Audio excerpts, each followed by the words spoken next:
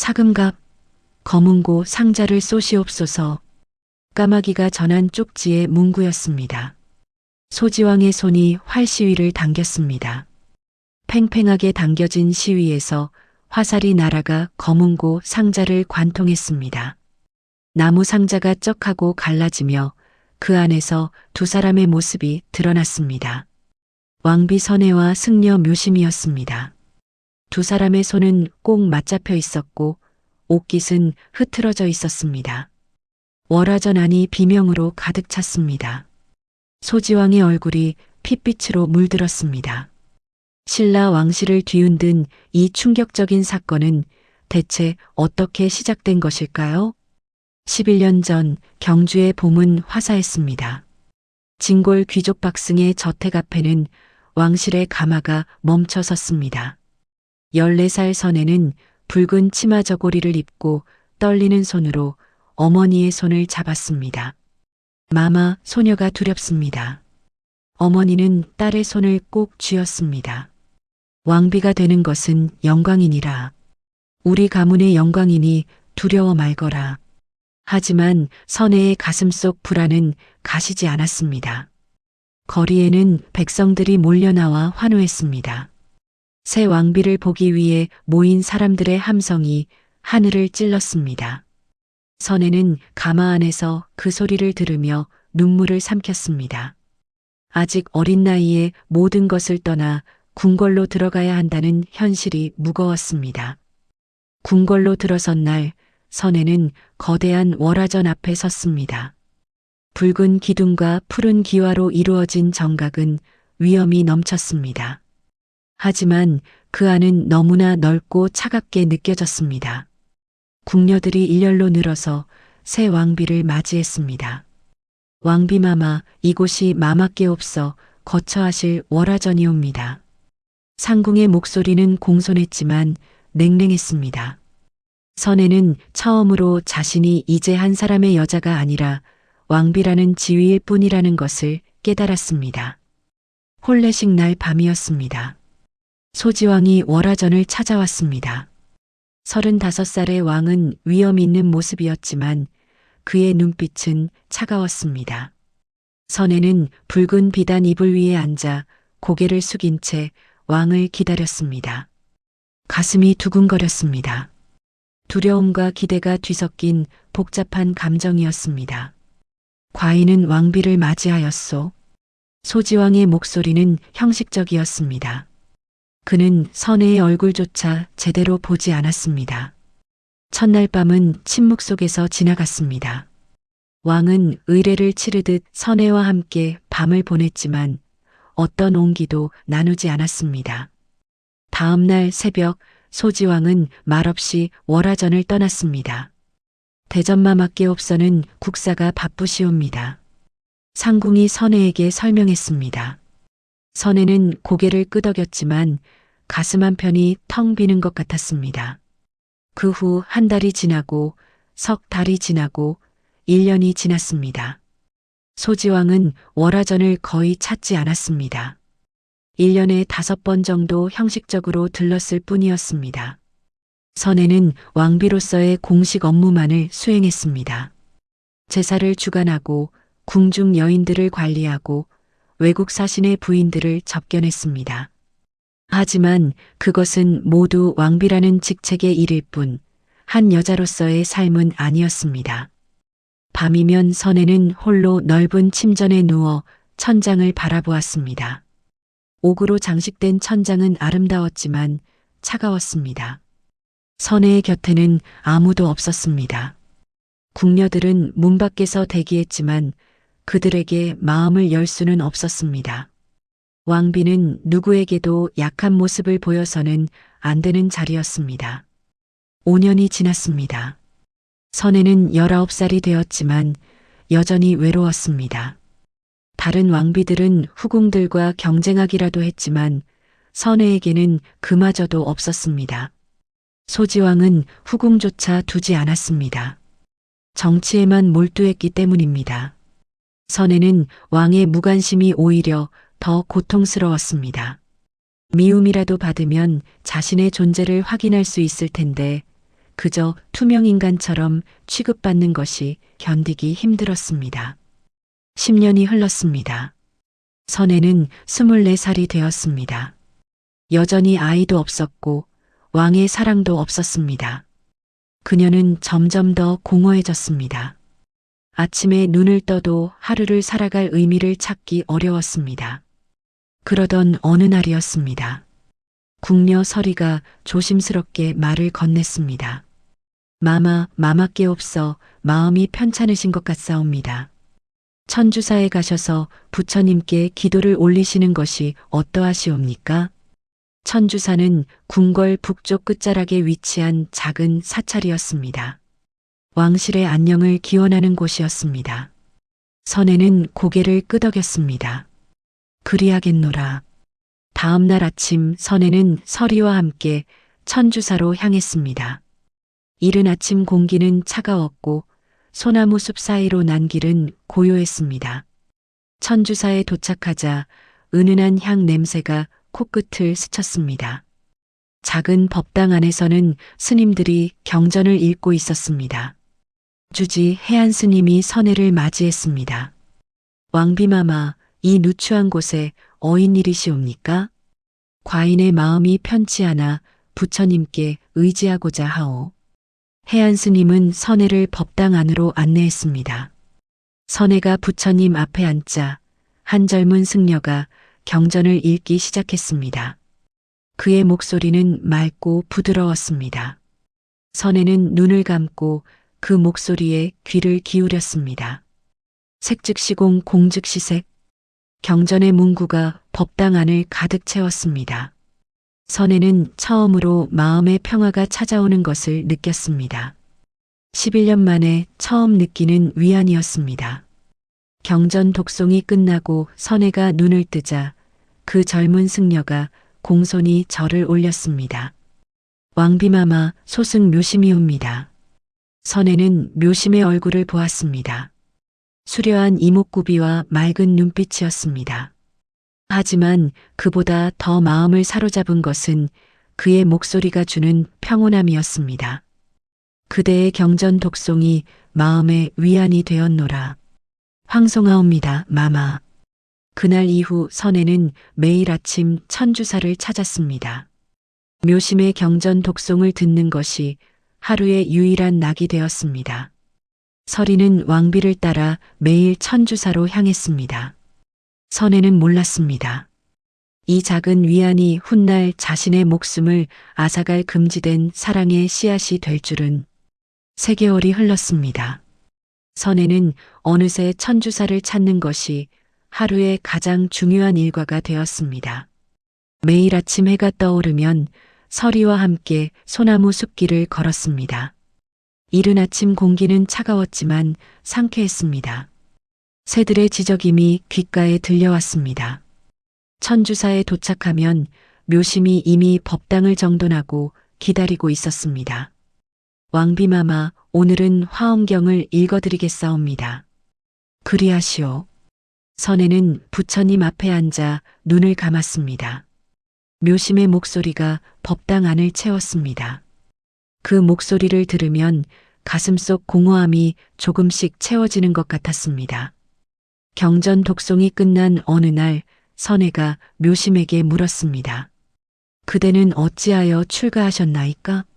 묘심은 잠시 침묵했습니다. 그의 얼굴에 그늘이 드리웠습니다. 소승은 본래 무사였사옵니다. 선혜가 놀란 눈으로 묘심을 바라보았습니다. 수려한 얼굴과 부드러운 목소리의 승려가 무사였다는 것이 믿기지 않았습니다. 5년 전 소승은 고구려와의 국경 전투에 참전하였사옵니다. 그곳에서 많은 이들의 목숨을 거두었나이다. 묘심의 목소리가 떨렸습니다. 칼을 휘두를 때마다 사람이 쓰러졌사옵니다. 그들도 누군가의 아들이요, 아버지요, 형제였을 것이옵니다. 전쟁이 끝나고 돌아왔을 때 소승의 손은 피로 물들어 있었고 악몽이 밤마다 소승을 괴롭혔나이다. 선혜는 조용히 듣고 있었습니다. 묘심의 고백은 진솔했습니다. 소승은 그 죄업을 씻고자 출가하였사옵니다. 하오나 부처님 앞에서 아무리 기도를 올려도 그날의 기억은 지워지지 않나이다. 선혜의 가슴이 먹먹해졌습니다. 묘심 역시 자신처럼 고통받고 있었던 것입니다. 서로 다른 이유였지만 두 사람 모두 상처를 안고 살아가고 있었습니다. 과인도 괴롭습니다. 선혜가 조심스럽게 입을 열었습니다. 왕비로서 해서는 안 될 말이었지만 묘심 앞에서는 솔직해지고 싶었습니다. 14살에 궁궐로 들어와 11년이 흘렀사옵니다. 하오나 과인은 한 번도 한 사람의 여자로 대접받아 본 적이 없나이다. 왕비라는 지위일 뿐이지요. 묘심이 고개를 들어 선혜를 바라보았습니다. 그의 눈빛에는 연민과 이해가 담겨 있었습니다. 대전마마께 없어는 대전마마는 과인을 거의 찾지 않으시나이다. 1년에 5번 정도 형식적으로 들르실 뿐이지요. 대화도 나누지 않으시고 과인의 마음을 물어보지도 않으시나이다. 선혜의 목소리가 작아졌습니다. 때로는 과인이 정녕 존재하는 것인지 의심이 들 때가 있사옵니다. 투명인간처럼 아무도 과인을 보지 않는 것 같나이다. 법당 안에 침묵이 흘렀습니다. 향 냄새가 은은하게 퍼졌습니다. 밖에서는 바람이 불어 소나무 가지를 흔들었습니다. 마마, 묘심이 조심스럽게 말했습니다. 소승이 감히 말씀드리기 어렵사오나 마마께 없어는 분명 존재하시옵니다. 마마의 슬픔도 외로움도 모두 진실하옵니다. 선혜의 눈가에 눈물이 맺혔습니다. 11년 만에 처음으로 누군가 자신의 마음을 이해해준다는 느낌이 들었습니다. 그날 이후 두 사람은 경전 독송이 끝나면 짧은 대화를 나누게 되었습니다. 삶에 대한 이야기, 고통에 대한 이야기, 때로는 철학적인 이야기도 나누었습니다. 선혜는 묘심과 대화를 나누는 시간이 하루 중 가장 행복한 순간이라는 것을 깨달았습니다. 하지만 주지 해안 스님은 이를 곱게 보지 않았습니다. 어느 날 해안 스님이 묘심을 따로 불렀습니다. 묘심아, 그대가 왕비마마와 자주 대화를 나누는 것을 보았노라. 예, 스승님. 마마께 없어 부처님 말씀에 대해 여쭈시기에 그것이 정녕 부처님 말씀뿐이더냐? 해안 스님의 목소리는 날카로웠습니다. 왕비마마는 하늘 같은 분이시니라. 그대는 미천한 승려일 뿐이니 분수를 지켜야 하느니라. 황공하옵니다, 스승님. 왕비마마와 가까이 하는 것은 위험한 일이니라. 조심하거라. 묘심은 고개를 숙였지만 마음속으로는 해안 스님의 말을 받아들이기 어려웠습니다. 선혜와의 대화는 그에게도 위안이었기 때문입니다. 며칠 후 선혜가 묘심에게 새로운 제안을 했습니다. 그대 검은고를 다룰 줄 아시나이까? 소승이 출가하기 전에 조금 배운 적이 있사옵니다. 그렇다면 과인에게 검은고를 가르쳐 주시겠나이까? 과인은 요즘 마음이 답답하여 무언가 배우고 싶사옵니다. 묘심은 잠시 망설였습니다. 해안 스님의 경고가 떠올랐기 때문입니다. 하지만 선혜의 간절한 눈빛을 보자 거절할 수 없었습니다. 소승이 감히 마마를 가르칠 수 있을지 모르겠사오나 마마께 없어 원하신다면 고맙소이다. 선혜의 얼굴에 처음으로 환한 미소가 번졌습니다. 묘심은 그 미소를 보며 가슴이 두근거리는 것을 느꼈습니다. 이상한 감정이었습니다. 승려로서 느껴서는 안 될 감정이었습니다. 일주일 후 선혜는 월화전에 검은고를 들여놓았습니다. 오동나무로 만든 아름다운 검은고였습니다. 서리가 검은고를 정돈하며 조심스럽게 물었습니다. 마마, 검은고를 배우시렵니까? 그러하오. 천주사의 묘심 스님께서 가르쳐 주시기로 하셨소. 서리의 얼굴이 굳어졌습니다. 하지만 왕비의 명령이라 거역할 수 없었습니다. 일주일에 3번 묘심 스님을 월화전으로 모셔오도록 하시오. 예, 마마. 서리는 대답했지만 마음이 편치 않았습니다. 사실 서리는 묘심을 몰래 사모하고 있었습니다. 천주사에 불공을 드리러 갈 때마다 그를 멀리서 바라보며 가슴이 설레곤 했습니다. 묘심의 맑은 목소리와 수려한 외모는 서리의 마음을 사로잡았습니다. 하지만 서리는 궁녀였고 묘심은 승려였기에 감히 마음을 표현할 수 없었습니다. 그저 멀리서 바라보는 것만으로도 만족해야 했습니다. 그런데 이제 왕비마마께서 묘심을 부르신다는 것입니다. 서리는 질투심이 일어나는 것을 느꼈습니다. 자신은 평생 가까이 갈 수 없는 사람인데 왕비마마는 쉽게 그를 곁에 둘 수 있다는 것이 억울했습니다. 첫 번째 검은고 연습 날이 왔습니다. 묘심이 월화전에 들어서자 선혜가 반갑게 맞이했습니다. 오셨나이까? 황송하옵니다, 마마. 묘심이 검은고 앞에 앉았습니다.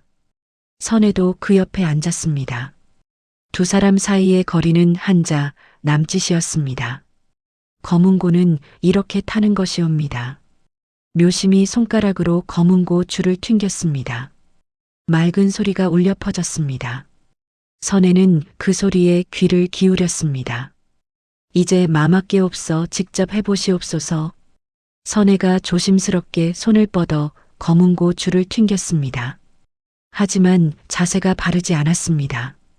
마마, 손가락을 이렇게 세우셔야 하옵니다. 묘심이 선혜의 손을 잡아 자세를 바로 잡아주려 했습니다. 그 순간 두 사람의 손이 닿았습니다. 묘심의 손은 따뜻했습니다. 선혜의 심장이 격하게 뛰기 시작했습니다. 묘심 역시 순간 손을 멈췄습니다. 두 사람 모두 이상한 감정이 일어나는 것을 느꼈습니다. 묘심이 급히 손을 거두었습니다. 죄송하옵니다, 마마. 괜찮소이다. 하지만 선혜의 목소리는 떨리고 있었습니다. 두 사람은 서로의 눈을 마주치지 못했습니다. 문 밖에서 서리가 그 장면을 지켜보고 있었습니다. 두 사람의 손이 닿는 순간을 본 서리의 얼굴이 창백해졌습니다. 질투의 불길이 가슴속에서 타올랐습니다. 그날 이후 검은고 연습은 일주일에 3번 정기적으로 이어졌습니다. 선혜와 묘심은 검은고를 배운다는 명목으로 만났지만 사실 두 사람 모두 서로를 만나는 것 자체가 목적이 되어가고 있었습니다. 금지된 감정의 씨앗이 싹트고 있었습니다. 두 사람은 아직 그것이 사랑이라는 것을 인정하지 않았지만 가슴속 깊은 곳에서는 이미 알고 있었습니다. 이것은 위험한 감정이라는 것을. 하지만 멈출 수 없다는 것도. 한 달이 흘렀습니다. 검은고 연습은 계속되었고 두 사람의 만남은 점점 더 은밀하고 친밀해졌습니다. 선혜는 묘심이 오는 날을 손꼽아 기다렸습니다. 아침에 눈을 뜨면 가장 먼저 오늘이 검은고 연습 날인지 확인했습니다. 묘심을 만날 수 있는 날이면 마음이 설레었고 아닌 날이면 공허했습니다. 어느 날 밤이었습니다. 선혜는 홀로 월화전에서 검은고를 연주하고 있었습니다. 묘심이 가르쳐준 곡을 반복해서 타고 있었습니다. 그의 모습을 떠올리며 검은고를 타다 보니 시간 가는 줄 몰랐습니다. 밤이 깊어 손가락이 아파왔지만 멈추고 싶지 않았습니다. 그때였습니다. 검은고 줄이 손가락을 베었습니다. 아! 선혜가 작은 비명을 질렀습니다. 손가락에서 피가 흘러나왔습니다. 서리가 급히 달려왔습니다. 마마, 괜찮으시옵니까? 괜찮소이다. 그저 조금 베었을 뿐이요. 하지만 상처는 생각보다 깊었습니다. 다음 날까지 피가 멈추지 않았고 손가락이 퉁퉁 부어 올랐습니다. 검은고 연습날이 되었습니다. 묘심이 월화전에 들어서자마자 선혜의 손을 보고 깜짝 놀랐습니다. 마마, 손가락이 어찌 된 것이옵니까? 밤에 검은고를 연습하다 그만. 묘심의 얼굴에 걱정이 가득했습니다. 그는 주저하지 않고 선혜의 손을 자신의 손으로 감싸 쥐었습니다. 이렇게 다치시도록 연습하시면 어찌하시옵니까? 묘심의 손은 따뜻했습니다. 선혜는 그 온기에 눈물이 날 것 같았습니다. 소승이 치료를 해드리겠사옵니다. 묘심이 품에서 작은 보자기를 꺼냈습니다. 그 안에는 약초와 깨끗한 천이 들어 있었습니다. 전쟁터에서 익힌 것이옵니다. 상처 치료에는 이것이 좋사옵니다. 묘심이 조심스럽게 선혜의 손가락에 약초를 발라주었습니다. 그리고 흰 천으로 정성스럽게 감아주었습니다. 그의 손길은 부드러웠고 조심스러웠습니다. 선혜는 묘심의 고개 숙인 모습을 바라보았습니다. 진심 어린 걱정과 배려가 느껴졌습니다. 11년 만에 처음이옵니다. 선혜가 작은 목소리로 말했습니다. 마마, 11년 만에 처음으로 누군가 과인을 이렇게 보살펴 주는구려. 묘심이 고개를 들어 선혜를 바라보았습니다. 선혜의 눈에는 눈물이 가득했습니다. 대전마마께 없어도 궁녀들도 그 누구도 과인의 상처를 이렇게 보살펴 주지 않았나이다.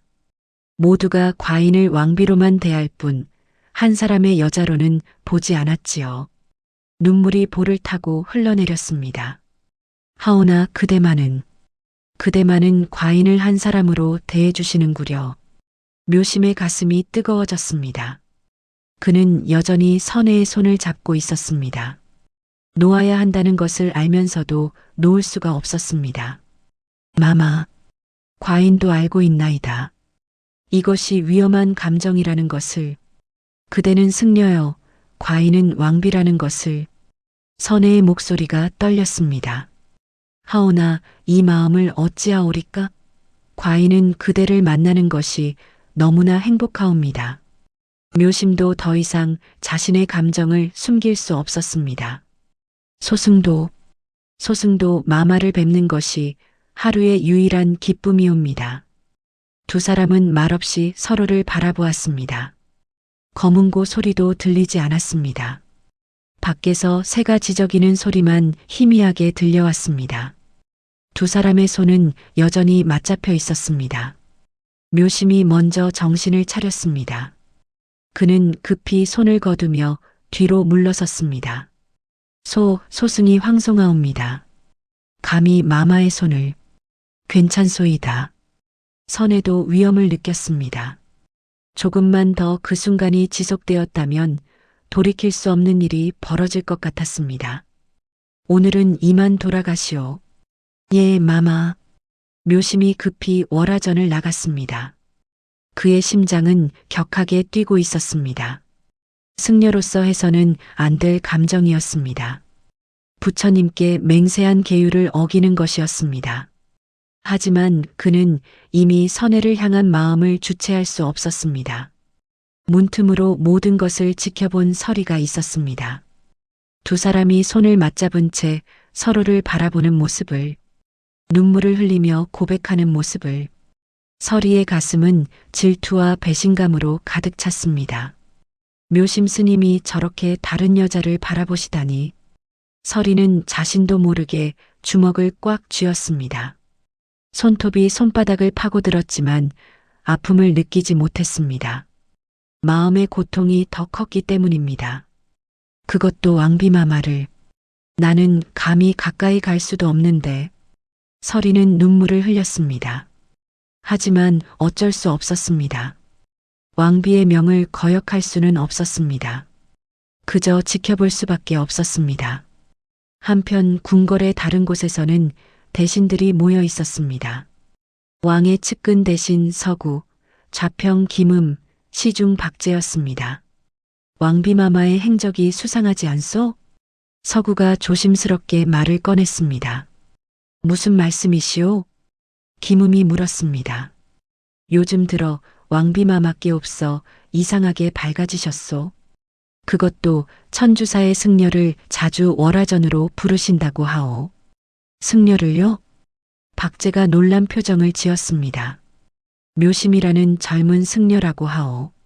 검은고를 가르친다는 명목이지만 일주일에 3번씩이나 월화전으로 드나든다고 하오. 그것이 무슨 문제가 되겠소? 왕비마마께 없어 취미를 배우시는 것뿐이 아니오. 김음이 말했지만 서구는 고개를 저었습니다. 본관이 월화전 주변을 살펴보았소. 궁녀들을 모두 밖으로 내보내고 단둘이 계신다고 하오. 뭐라고? 박제의 얼굴이 굳어졌습니다. 이는 예법에 어긋나는 일이오. 왕비마마께 없어 남자와 단둘이 계신다니. 하오나 아직 확실한 증거는 없소. 정녕 검은고만 배우시는 것일 수도 있지 않겠소? 김음이 신중하게 말했습니다. 그렇소. 그렇기에 본관이 조심스럽게 말하는 것이오. 만약 우리의 추측이 틀렸다면 왕비마마께 큰 신뢰를 범하는 것이니. 서구도 고민이 깊었습니다. 일단 더 지켜보도록 하시오. 확실한 증거가 나온다면 그때 대전마마께 아뢰도록 하시오. 세 사람은 고개를 끄덕였습니다. 그들은 월화전 주변에 은밀히 근위병들을 배치하기로 했습니다. 그 무렵 소지왕은 궁궐 내부의 일에는 전혀 관심이 없었습니다. 고구려와의 국경 분쟁이 심각해지고 있었기 때문입니다. 왕은 매일 대신들과 전쟁 준비 회의를 했습니다. 선해의 처소인 월화전은 석 달째 찾지 않고 있었습니다. 대전마마 고구려의 군사가 국경에 집결하고 있다고 하옵니다. 얼마나 되는가? 1000여 명이 넘는다고 하옵니다. 소지왕의 얼굴이 굳어졌습니다. 즉시 우리도 군사를 보내도록 하라. 만약의 사태에 대비해야 하느니라. 예, 대전마마. 전쟁 준비로 바쁜 소지왕에게 왕비의 안부 따위는 중요하지 않았습니다. 국가의 안위가 훨씬 더 중요했습니다. 그날 밤 선혜는 홀로 침전에 누워 천장을 바라보았습니다. 손가락에 감긴 천이 느껴졌습니다. 묘심이 정성스럽게 감아준 천이었습니다. 그것을 만지며 선혜는 그의 따뜻한 손길을 떠올렸습니다. 과인은 이미 돌이킬 수 없는 곳까지 왔구나. 선혜는 자신의 마음을 인정했습니다.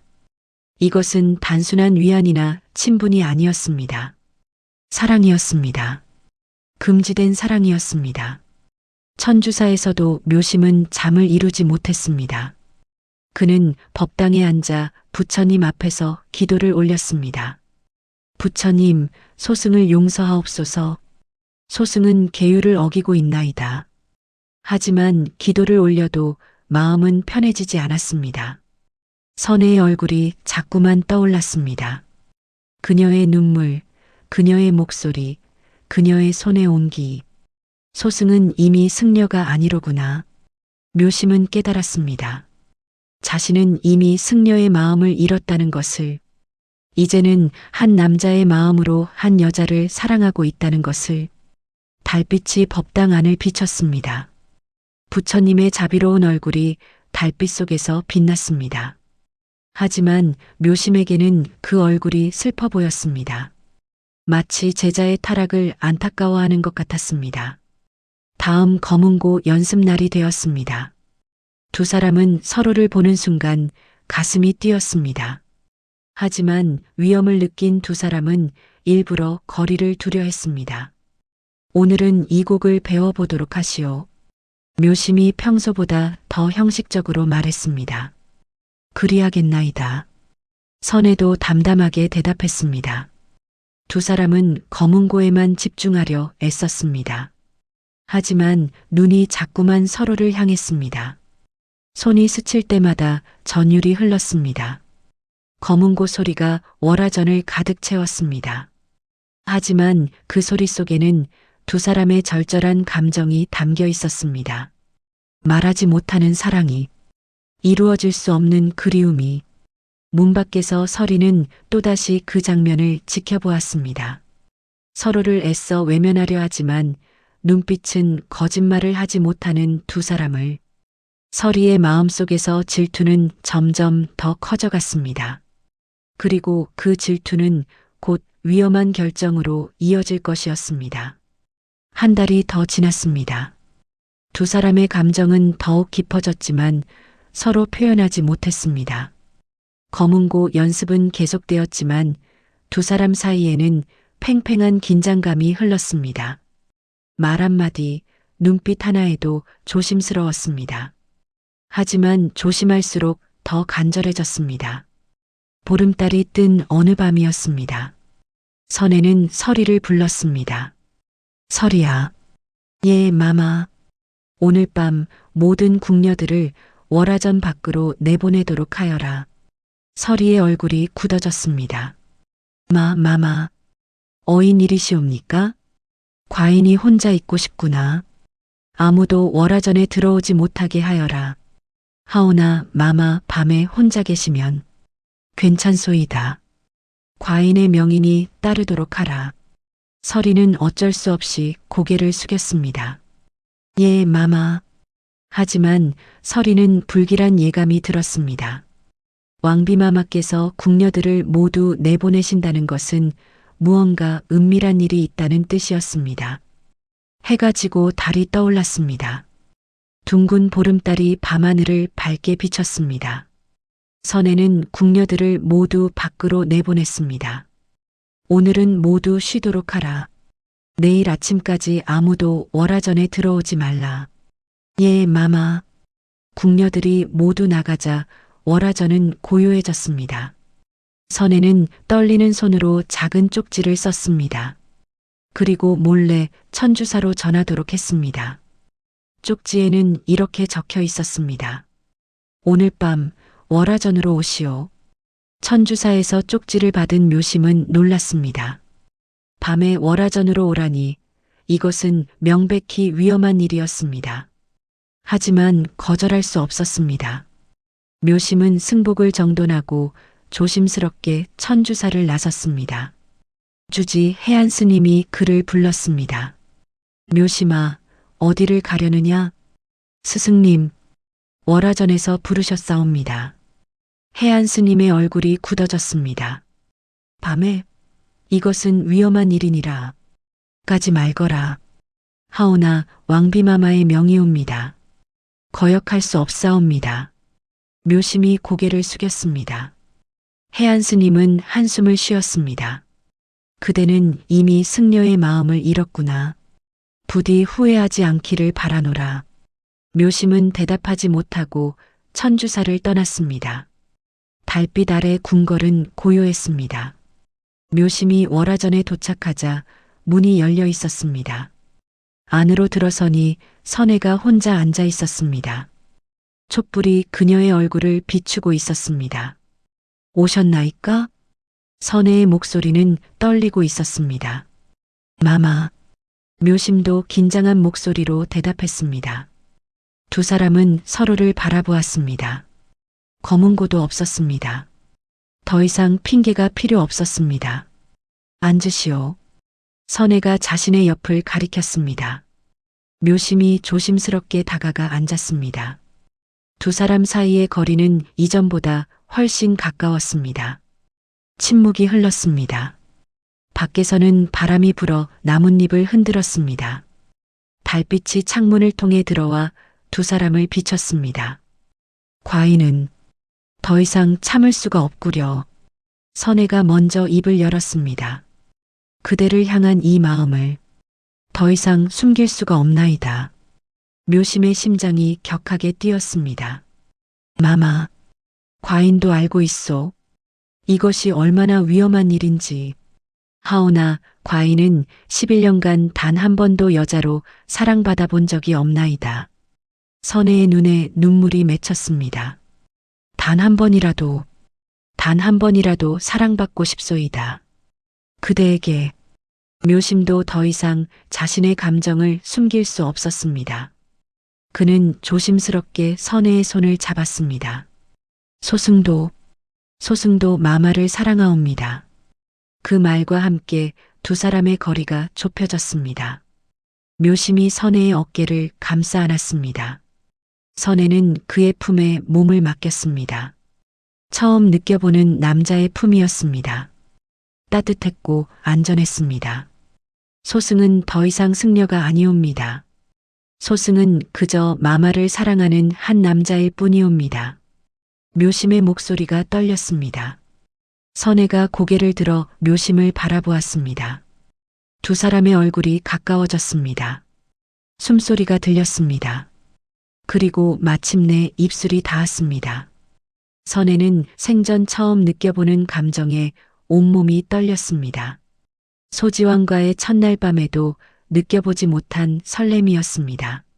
묘심의 키스는 부드럽고 조심스러웠습니다. 마치 깨지기 쉬운 것을 다루듯 정성스러웠습니다. 두 사람은 서로를 껴안았습니다. 묘심의 손이 선혜의 등을 어루만졌습니다. 선혜는 묘심의 가슴에 얼굴을 묻었습니다. 그의 심장 소리가 들렸습니다. 빠르게 뛰고 있었습니다. 자신의 심장도 똑같이 뛰고 있었습니다. 소승과 함께 묘심이 선혜의 귀에 속삭였습니다. 함께 도망가시옵소서. 이곳을 떠나 어디론가 멀리. 선혜의 몸이 굳어졌습니다. 도망가다니, 왕비의 자리를 버리고 도망가다니. 하지만 동시에 그 말이 너무나 달콤하게 들렸습니다. 그대와 함께라면. 선혜가 대답하려는 순간이었습니다. 쾅! 월화전 문이 갑자기 열렸습니다. 두 사람이 놀라 몸을 떨었습니다. 서리가 다급한 얼굴로 들어왔습니다. 마마, 대전마마께 없어 오시옵니다. 선혜의 얼굴이 창백해졌습니다. 묘심도 놀라 벌떡 일어났습니다. 어찌 대전마마께 없어는 전쟁 준비로 바쁘시다고. 그런데 갑자기 월화전으로 향하신다고 하옵니다. 서리의 목소리는 떨리고 있었습니다. 사실 서리는 두 사람이 함께 있는 것을 보고 즉시 왕에게 알리려 했습니다. 하지만 막상 그렇게 하려니 차마 그럴 수 없었습니다. 죄책감이 들었기 때문입니다. 묘심이 급히 주위를 둘러보았습니다. 도망갈 곳이 없었습니다.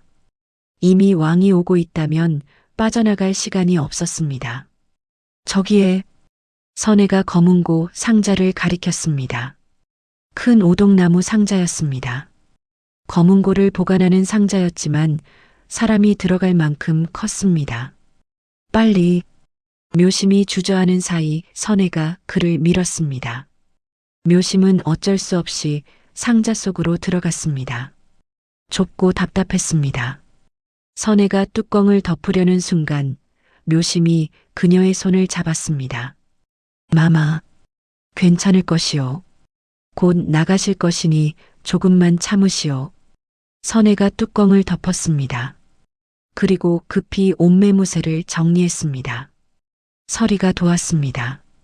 얼마 지나지 않아 소지왕이 월화전에 들어섰습니다. 왕비, 대전마마 어인일로 이 밤에. 선혜는 최대한 평온한 척했지만 목소리가 떨렸습니다. 오랜만에 그대를 보러 왔소. 소지왕의 목소리는 무뚝뚝했습니다. 그는 월화전 안을 둘러보았습니다. 궁녀들은 어디 있소? 오늘은 모두 쉬게 하였나이다. 과인이 혼자 있고 싶었사옵니다.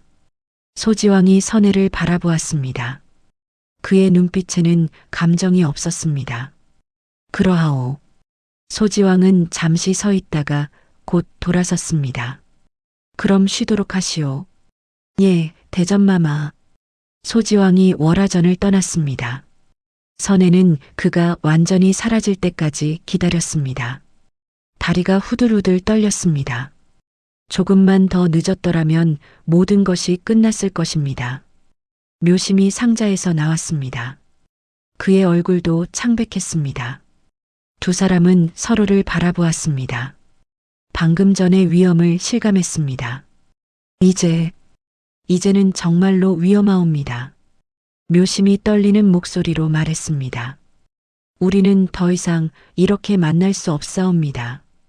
다음에는 발각될 것이옵니다. 선혜도 알고 있었습니다. 하지만 포기할 수 없었습니다. 그렇다면 마마 소승과 함께 이곳을 떠나시옵소서. 묘심이 선혜의 두 손을 잡았습니다. 소승이 승복을 벗고 환속하겠사옵니다.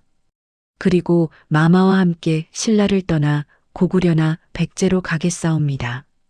그곳에서 우리는 평범한 부부로 살 수 있사옵니다. 선혜의 가슴이 두근거렸습니다. 도망가다니, 왕비의 자리를 버리고 도망가다니.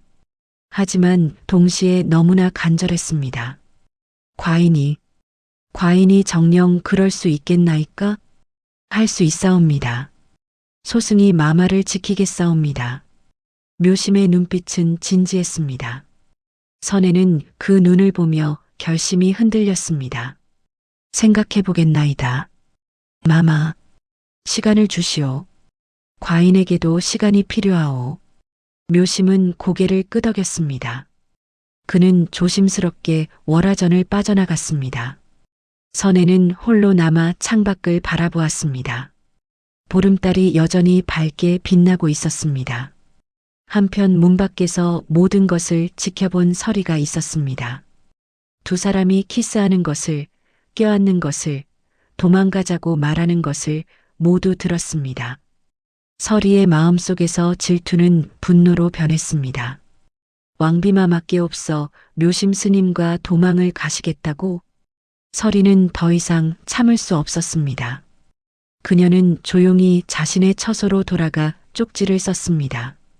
대신 서구에게 보내는 쪽지였습니다. 왕비마마께 없어 천주사의 승려 묘심과 부적절한 관계를 맺고 계시옵니다. 두 사람은 도망갈 계획을 세우고 있사옵니다. 쪽지를 쓰는 서리의 손이 떨렸습니다. 눈물이 흘렀습니다.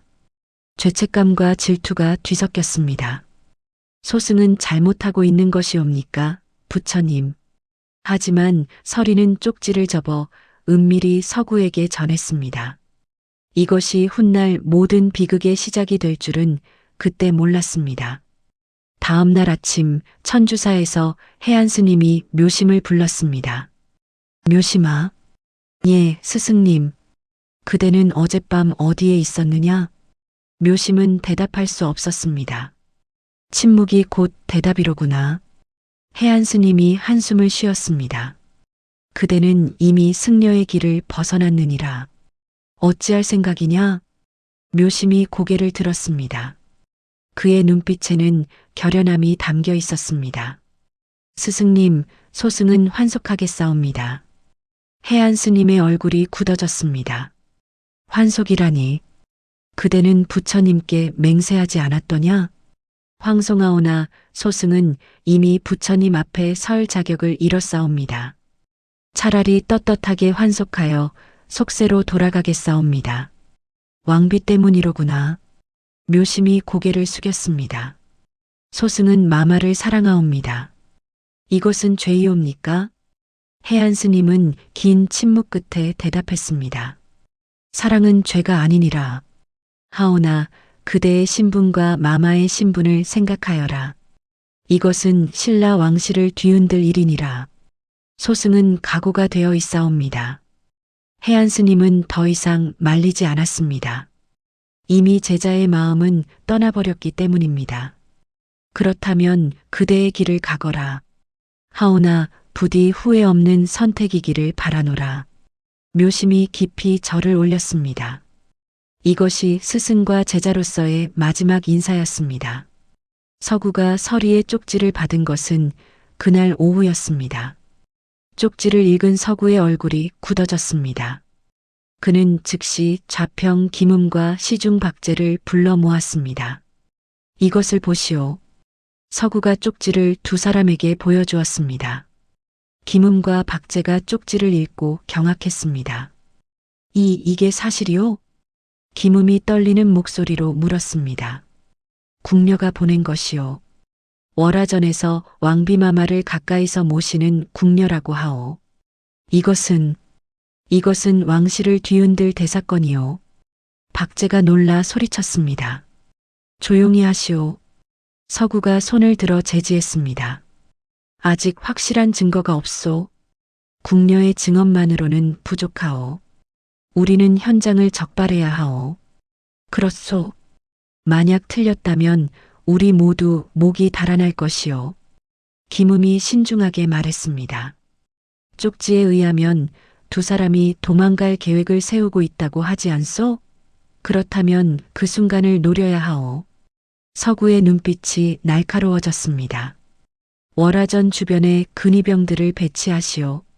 하오나 눈치채지 못하게 은밀히 하시오. 예. 세 사람은 계획을 세웠습니다. 왕비와 승려를 현장에서 적발하여 왕에게 보고할 것이었습니다. 한편 묘심은 천주사에서 승복을 벗었습니다. 5년간 입었던 회색 승복을 벗고 평민의 옷으로 갈아입었습니다. 해안 스님이 그 모습을 지켜보았습니다. 정령 후회 없겠느냐? 예, 스승님. 묘심의 목소리는 확고했습니다. 그렇다면 가거라. 묘심이 해안 스님께 마지막 절을 올렸습니다. 5년간의 승려 생활이 끝나는 순간이었습니다. 묘심은 월화전으로 향했습니다.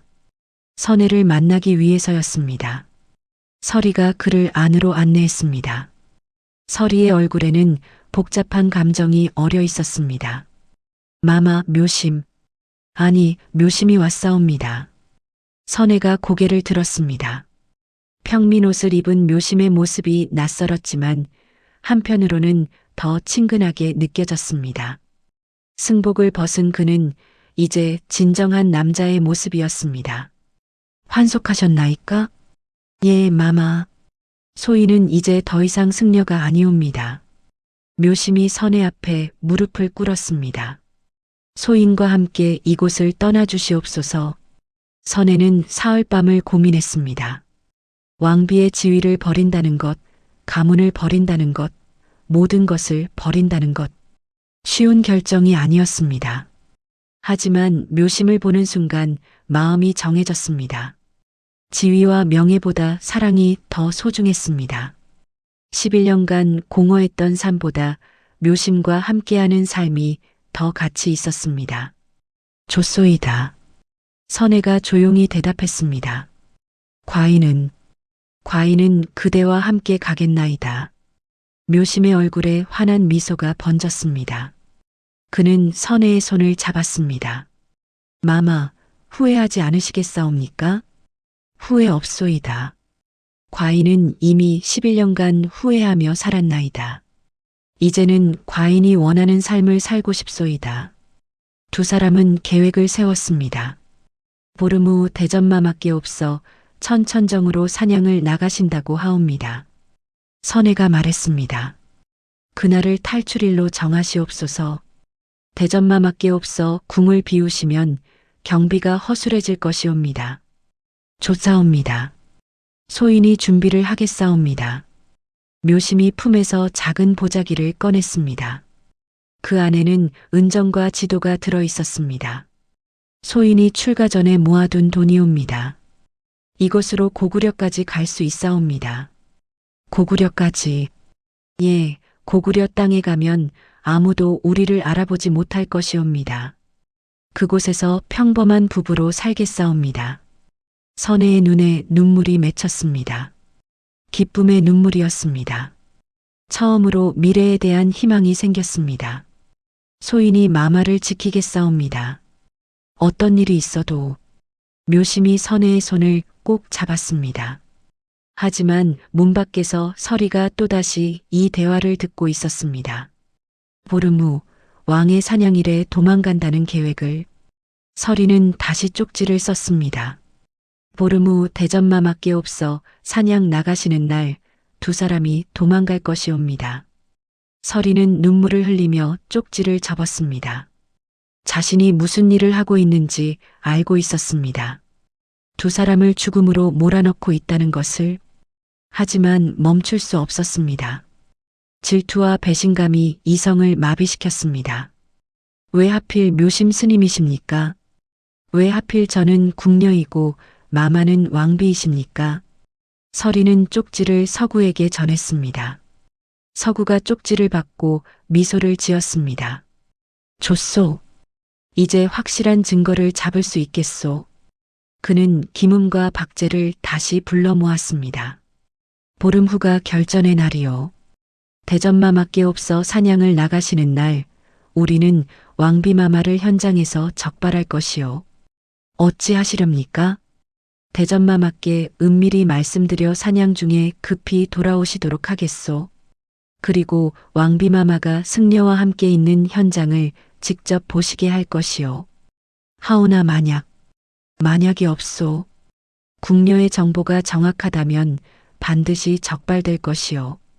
세 사람은 계획을 확정했습니다. 보름이 가까워졌습니다. 선혜와 묘심은 마지막 준비를 했습니다. 선혜는 왕비의 금관과 옥패를 벗어놓았습니다. 화려한 왕비의 옷 대신 평민 여자의 소박한 옷을 준비했습니다. 이제 곧 자유로워질 수 있사옵니다. 묘심이 선혜에게 말했습니다. 그대와 함께라면 과인은 어디든 갈 수 있소이다.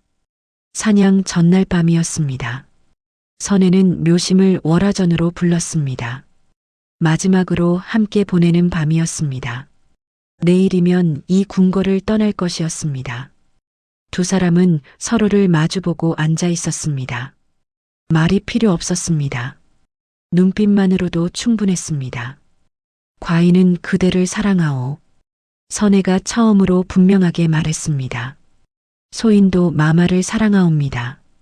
묘심이 선혜를 껴안았습니다. 선혜도 그의 품에 안겼습니다. 두 사람은 긴 입맞춤을 나누었습니다. 내일이면 우리는 새로운 삶을 시작하는 것이옵니다. 그렇소이다.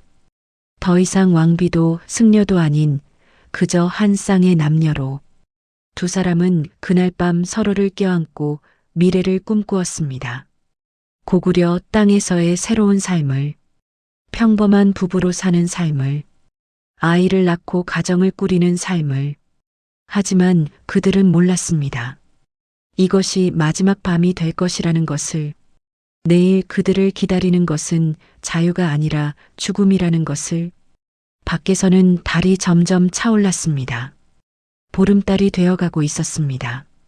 그 보름달이 두 사람의 운명을 비출 것이었습니다. 비극의 운명을. 탈출 당일 아침이 밝았습니다. 하늘은 맑았고 바람은 잔잔했습니다. 소지왕이 근위대를 이끌고 천천정으로 사냥을 떠났습니다. 말발굽 소리가 궁궐을 멀어져 갔습니다. 선혜는 월화전에서 그 소리를 들었습니다. 가슴이 두근거렸습니다. 드디어 이날이 온 것입니다. 자유를 향한 첫걸음을 내딛는 날입니다. 설이야. 예, 마마. 설이가 들어왔습니다.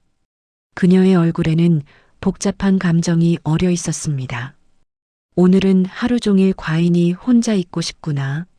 모든 궁녀들을 밖으로 내보내도록 하라. 마마, 정녕 그리하시겠나이까? 설이의 목소리가 떨렸습니다. 마지막 순간까지 망설이고 있었습니다.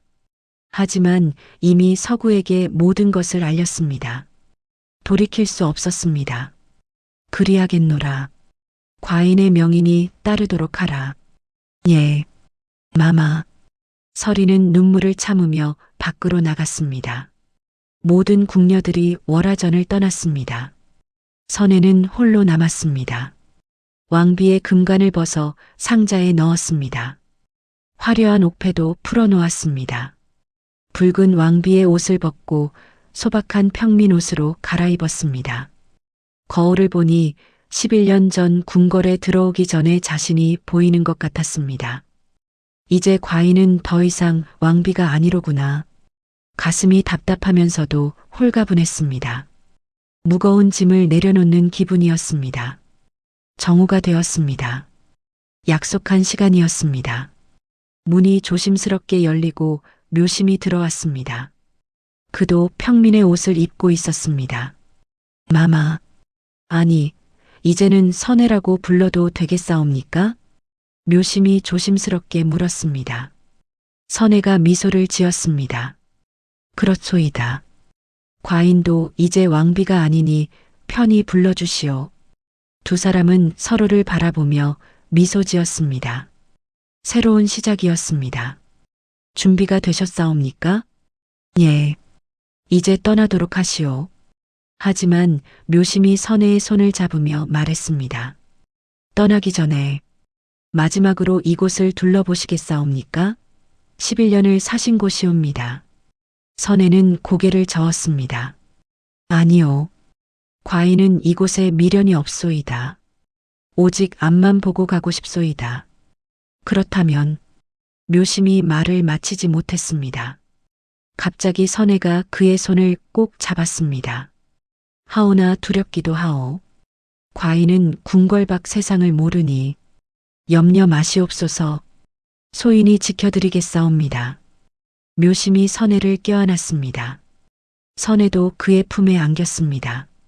마지막으로 이 월화전에서 나누는 포옹이었습니다. 저 검은고를 보시옵소서.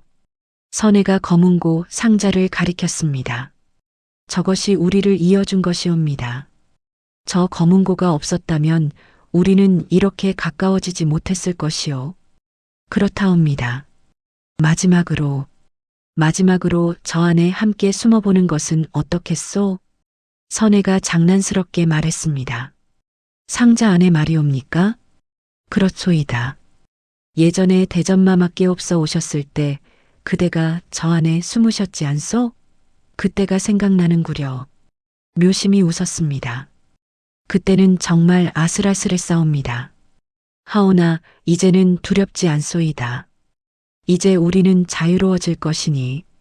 두 사람은 검은고 상자 앞에 섰습니다. 큰 오동나무 상자였습니다. 뚜껑을 열었습니다. 들어가 보시겠사옵니까? 묘심이 장난스럽게 물었습니다. 그러하오이다. 선혜가 먼저 상자 안으로 들어갔습니다. 좁았지만 한 사람은 들어갈 만했습니다. 묘심도 따라 들어갔습니다. 두 사람이 함께 들어가니 더욱 좁았습니다.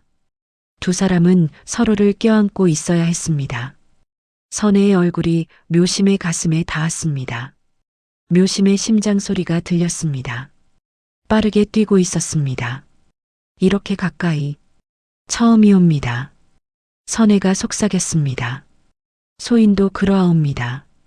묘심이 선혜의 머리를 쓰다듬었습니다. 두 사람은 좁은 상자 안에서 서로의 온기를 느꼈습니다. 이제 곧 우리는 이보다 더 가까워질 것이옵니다. 묘심이 말했습니다. 그렇소이다. 부부가 되어. 선혜의 말이 끝나기 전에 묘심이 그녀의 입술에 키스했습니다. 선혜도 응답했습니다. 좁은 상자 안에서 두 사람은 서로를 갈망했습니다. 바로 그때였습니다. 천천정, 멀리 떨어진 사냥터에서 이상한 일이 벌어지고 있었습니다. 소지왕이 활을 들고 사슴을 노리고 있었습니다. 근위병들이 주위를 둘러싸고 있었습니다. 갑자기 하늘에서 까마귀 한 마리가 날아왔습니다. 까악 울며 왕의 주위를 빙빙 돌았습니다. 저것이 무엇이냐? 소지왕이 이상하게 여겼습니다. 까마귀가 왕 앞으로 날아와 무언가를 떨어뜨렸습니다. 작은 쪽지였습니다. 근위대장 김무가 쪽지를 주어 왕에게 바쳤습니다. 소지왕이 쪽지를 펼쳤습니다. 거기에는 세 글자가 적혀 있었습니다. 사금갑. 사금갑? 검은고 상자를 쏘라는 말이냐? 소지왕의 얼굴이 굳어졌습니다. 불길한 예감이 들었습니다. 바로 그때 대신 서구가 급히 다가왔습니다. 대전마마, 급히 궁으로 돌아가셔야 하옵니다. 무슨 일이냐? 중대한 일이옵니다. 이곳에서는 말씀드릴 수 없사옵니다. 소지왕은 까마귀의 쪽지와 서구의 급한 모습을 보며 직감했습니다. 무언가 큰 일이 벌어졌다는 것을. 즉시 궁으로 돌아간다. 소지왕이 말에 올라탔습니다. 근위병들도 급히 뒤따랐습니다. 말발굽 소리가 요란하게 울렸습니다. 한편 월화전에서는 선혜와 묘심이 여전히 상자 안에 있었습니다. 두 사람은 키스를 나누고 있었습니다. 세상에서 가장 행복한 순간이었습니다. 이제 나가야 하지 않겠사옵니까? 묘심이 말했습니다. 조금만 더 이렇게 있고 싶소이다. 선혜가 묘심의 가슴에 얼굴을 묻었습니다. 해가 중천에 떴사옵니다. 이제 출발해야 하옵니다. 알고 있소이다. 하오나 선혜는 왜인지 불안했습니다. 이상한 예감이 들었습니다. 하지만 그것을 무시했습니다. 두 사람이 상자에서 나오려는 순간이었습니다. 밖에서 소란스러운 소리가 들렸습니다. 말발굽 소리, 군사들의 발소리. 저것이 무슨 소리냐? 선혜가 놀라 물었습니다. 묘심도 긴장했습니다. 혹시? 바로 그때 월화전 문이 벌컥 열렸습니다. 소지왕이 활과 화살을 들고 들어섰습니다. 그의 얼굴은 분노로 일그러져 있었습니다. 뒤따라 서구, 김음, 박제, 그리고 수많은 근위병들이 들어왔습니다. 검은고 상자가 어디 있느냐? 소지왕이 소리쳤습니다. 서구가 상자를 가리켰습니다. 상자 안에 선혜와 묘심은 숨을 죽였습니다. 온몸이 얼어붙었습니다. 왕이 돌아온 것입니다. 어떻게 알았을까요? 저것이옵니다. 대전마마. 소지왕이 검은고 상자 앞에 섰습니다. 활에 화살을 매겼습니다. 시위를 당겼습니다. 까마귀가 알려준 대로 사금갑 화살이 날아갔습니다. 휙! 상자가 쩍하고 갈라졌습니다. 선혜가 비명을 질렀습니다. 묘심이 그녀를 감싸 안았습니다. 상자가 완전히 부서지며 두 사람의 모습이 드러났습니다.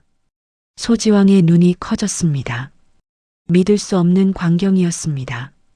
왕비 선혜와 평민 옷을 입은 남자가 상자 속에서 서로를 껴안고 있었습니다. 두 사람의 옷은 흐트러져 있었고 손은 꼭 맞잡혀 있었습니다. 왕비. 소지왕의 목소리가 떨렸습니다. 분노와 충격과 배신감이 뒤섞였습니다. 월화전 안이 비명으로 가득 찼습니다. 궁녀들이 밖에서 비명을 질렀습니다. 근위병들이 놀라 뒤로 물러섰습니다. 대신들은 경악한 표정으로 그 광경을 바라보았습니다. 선혜와 묘심은 상자에서 나왔습니다. 두 사람 모두 창백한 얼굴이었습니다. 선혜는 무릎을 꿇었습니다. 대전마마. 소첩이. 입을 다물라. 소지왕이 소리쳤습니다. 그의 얼굴은 핏빛으로 물들었습니다. 온몸이 분노로 떨렸습니다. 이것이 무슨 짓이냐? 왕비의 몸으로 감히. 소지왕이 묘심을 노려보았습니다. 너는 누구냐? 묘심이 고개를 숙였습니다. 소인은 천주사의 승려. 아니, 전직 승려 묘심이옵니다. 승려라고. 소지왕의 분노가 극에 달했습니다. 왕비가 승려와 간통했다는 것은 왕실의 최대 치욕이었습니다. 서구가 앞으로 나섰습니다. 대전마마, 이 두 사람은 도망갈 계획을 세우고 있었사옵니다. 뭐라고? 왕비마마께 옵서는 왕비의 지위를 버리고 이자와 함께 고구려로 도망가려 하셨사옵니다. 소지왕은 말을 잃었습니다. 도망가려 했다니, 왕비가 궁궐을 버리고 도망가려 했다니, 이것은 단순한 간통이 아니었습니다. 왕실에 대한 배신이었습니다. 신라에 대한 배신이었습니다. 끌어내라. 소지왕이 근위대장 김무에게 명령했습니다. 저자를 즉시 끌어내어 참수하라. 예, 대전마마. 근위병 4명이 묘심에게 달려들었습니다. 묘심은 저항하지 않았습니다. 근위병들이 그의 팔을 붙잡아 끌어냈습니다. 안 돼. 선혜가 비명을 질렀습니다. 대전마마, 제발. 그는 죄가 없사옵니다. 모든 것이 소첩의 잘못이옵니다. 조용히 하라. 소지왕이 선혜를 노려보았습니다. 너는 이미 왕비가 아니니라. 왕비의 자격을 잃었느니라. 서구가 앞으로 나와 아뢰었습니다. 대전마마, 이 여인을 폐위하시고 엄벌에 처하셔야 하옵니다. 이는 왕실의 명예를 더럽힌 대역죄옵니다. 김음과 박제도 입을 모았습니다. 대전마마, 엄벌하시옵소서. 사사하시옵소서. 소지왕은 선혜를 바라보았습니다. 11년 전 어린 나이에 왕비가 된 그녀. 그는 한 번도 그녀를 제대로 본 적이 없었습니다. 왕비로서만 대했지 한 사람으로는 대하지 않았습니다. 하지만 지금은 그런 것이 중요하지 않았습니다. 왕실의 명예가 더 중요했습니다. 신라의 위신이 더 중요했습니다. 왕비 선혜를 폐위한다. 소지왕이 선언했습니다. 그리고 사흘 후 사약을 내릴 것이니라. 선혜의 얼굴이 하얗게 질렸습니다. 사약, 죽음을 의미했습니다. 묘심이 끌려가며 선혜를 돌아보았습니다. 마지막으로 그녀의 얼굴을 보고 싶었습니다. 선혜도 묘심을 바라보았습니다. 두 사람의 눈이 마주쳤습니다. 그 눈빛에는 사랑이 담겨 있었습니다. 후회가 담겨 있었습니다. 미안함이 담겨 있었습니다. 그리고 이별이 담겨 있었습니다. 마마, 사랑하옵니다. 묘심이 마지막으로 속삭였습니다. 선혜는 대답할 수 없었습니다. 목이 메었기 때문입니다. 묘심이 월화전 밖으로 끌려갔습니다. 궁궐 뒤뜰의 형장으로 가는 것이었습니다. 선혜는 그 모습을 지켜볼 수밖에 없었습니다. 문 밖에서 서리가 눈물을 흘리며 서 있었습니다. 자신이 한 일의 결과를 보며 죄책감에 무너졌습니다. 다른 궁녀들도 공포에 질려 바닥에 엎드려 있었습니다. 소지왕이 선혜에게 말했습니다. 너를 감옥에 가둘 것이니라. 사흘 후 사약을 받을 때까지 너의 죄를 뉘우치도록 하라. 대전마마, 더 이상 과인을 그렇게 부르지 말라. 너는 이미 왕비가 아니니라. 근위병들이 선혜를 끌고 일어섰습니다. 선혜는 힘없이 끌려갔습니다. 11년간 살았던 월화전을 마지막으로 바라보았습니다. 더 이상 돌아올 수 없는 곳이었습니다. 해가 기울어가고 있었습니다. 궁궐 뒤뜰 형장에서 집행관이 칼을 들었습니다. 묘심이 무릎을 꿇었습니다. 그의 얼굴은 평온했습니다. 후회는 없었습니다. 선혜를 사랑한 것은 죄가 아니었기 때문입니다. 부처님, 소승을 용서하시옵소서. 묘심이 마지막으로 기도했습니다. 하오나 소승은 후회하지 않사옵니다. 마마를 사랑한 것은 소승의 삶에서 가장 진실한 것이었사옵니다. 칼이 번쩍였습니다.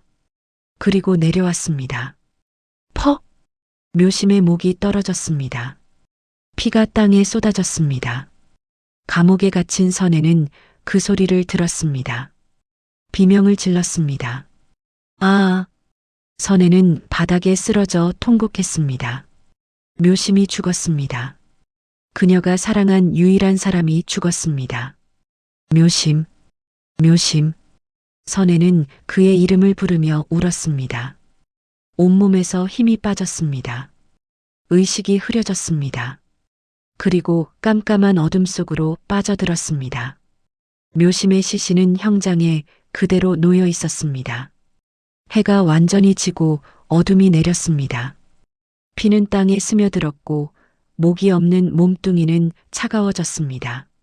소지왕은 자신의 처소에서 분노로 밤을 지새웠습니다. 술잔을 들었다 놓기를 반복했습니다. 왕비의 배신, 왕실의 치욕, 신라의 수치, 모든 것이 그의 가슴을 찔렀습니다. 과인이 무엇을 잘못한 것이냐? 소지왕이 중얼거렸습니다. 하지만 그는 알고 있었습니다. 11년간 선혜를 한 번도 제대로 대하지 않았다는 것을, 왕비로서만 대했지 한 사람으로는 보지 않았다는 것을. 하오나 그것이 간통의 이유가 될 수는 없느니라. 소지왕이 술잔을 내던졌습니다. 술잔이 바닥에 떨어져 산산조각 났습니다. 대신 서구가 조심스럽게 들어왔습니다. 대전마마 승려의 시신을 어찌하오리이까? 천주사로 보내도록 하라. 그곳에서 장례를 치르게 하라. 예, 대전마마. 그리고 패비의 아비 박승을 불러오도록 하라. 예, 대전마마. 얼마 후 선혜의 아버지 박승이 급히 달려왔습니다. 그는 궁궐로 들어서며 이미 모든 소문을 들었습니다. 딸이 승려와 간통하다 적발되었다는 것을, 폐위되었다는 것을, 사약을 받을 것이라는 것을 박승은 소지왕 앞에 무릎을 꿇었습니다. 대전마마, 소신의 딸을 살려주시옵소서. 박승은 머리를 조아리며 애원했습니다. 소신의 딸이 큰 죄를 지었사옵니다. 하오나 목숨만은 살려주시옵소서. 소지왕은 차가운 눈으로 박승을 내려다보았습니다. 경의 딸은 왕실의 명예를 더럽혔소. 이는 용서할 수 없는 죄이요. 대전마마, 소신이 대신 죽겠사옵니다. 소신의 목숨을 가져가시옵소서. 박승이 통곡했습니다. 경의 목숨은 필요 없소. 하오나 경의 가문은 벌하지 않을 것이요. 소지왕의 말에 박승이 고개를 들었습니다. 대전마마, 이것은 왕비, 아니 선의 개인의 죄이요. 경의 가문을 연좌시키지는 않을 것이니 안심하시오. 박승은 감사의 말을 해야 했지만 입에서 나오지 않았습니다. 딸의 목숨과 가문이 안전 중 무엇을 선택해야 했습니까? 하지만 선택의 여지가 없었습니다. 왕의 결정은 이미 내려졌습니다. 사흘 후 사약이 내려질 것이요. 그 전에 한번 면회를 허락하겠소. 고맙사옵니다. 대전마마. 박승은 힘없이 물러났습니다. 한편 감옥에 갇힌 선혜는 차가운 돌바닥에 누워 있었습니다. 의식을 잃었다가 깨어났다가를 반복했습니다. 묘심이 죽었습니다. 그 사실이 계속 머릿속을 맴돌았습니다.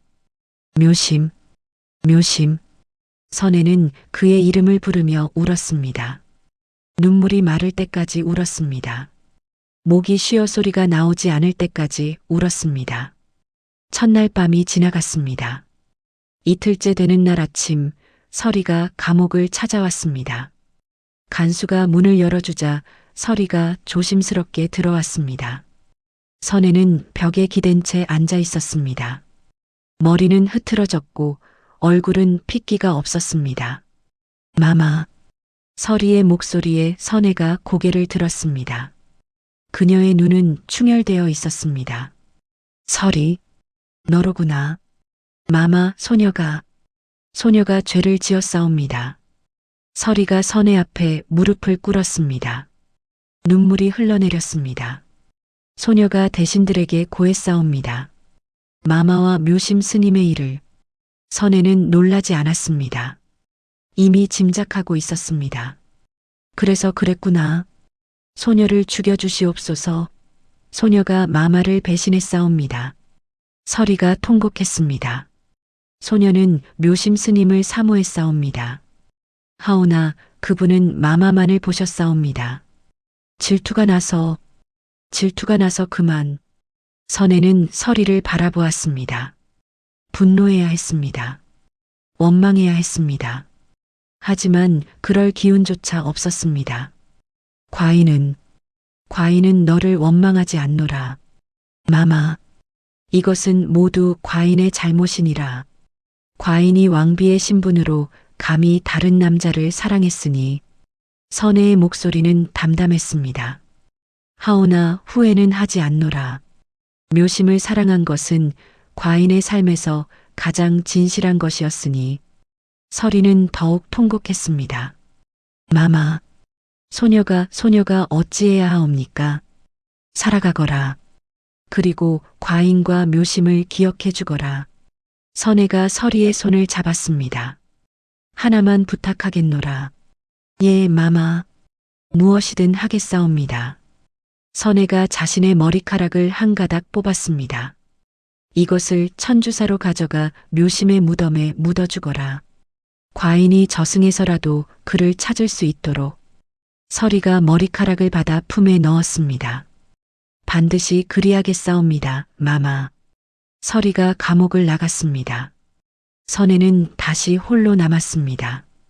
그날 밤 천주사에서는 묘심의 장례가 치러지고 있었습니다. 주지 해안 스님이 제자의 시신 앞에서 경을 읽었습니다. 눈물이 그의 늙은 얼굴을 타고 흘렀습니다. 묘심아, 내가 선택한 길이 옳았는지 그른 것이었는지 스승도 모르겠구나. 해안 스님의 목소리가 떨렸습니다. 하오나 내가 진심으로 사랑했다면 그것이 죄는 아니었을 것이니라. 묘심의 시신은 천주사 뒤편 작은 언덕에 묻혔습니다. 소나무가 둘러싼 조용한 곳이었습니다. 달빛이 무덤을 비췄습니다. 사흘째 되는 날 아침이었습니다. 선혜의 아버지 박승이 감옥을 찾아왔습니다. 딸을 마지막으로 보기 위해서였습니다. 아버님, 선혜가 박승을 보며 눈물을 흘렸습니다. 선혜야, 박승도 울었습니다. 어린 딸이 왕비가 되어 영광을 누릴 것이라 기대했습니다. 하지만 이제 그 딸은 죽음을 앞두고 있었습니다. 아버님, 죄송하옵니다. 소녀가 가문에 누를 끼쳤사옵니다. 아니다, 아니야. 이 아비가 미안하구나. 박승이 선혜의 손을 잡았습니다. 이 아비가 너를 너무 어린 나이에 궁으로 보냈구나. 내가 행복하지 않았을 것을 알면서도. 아니옵니다, 아버님. 아버님 잘못이 아니옵니다.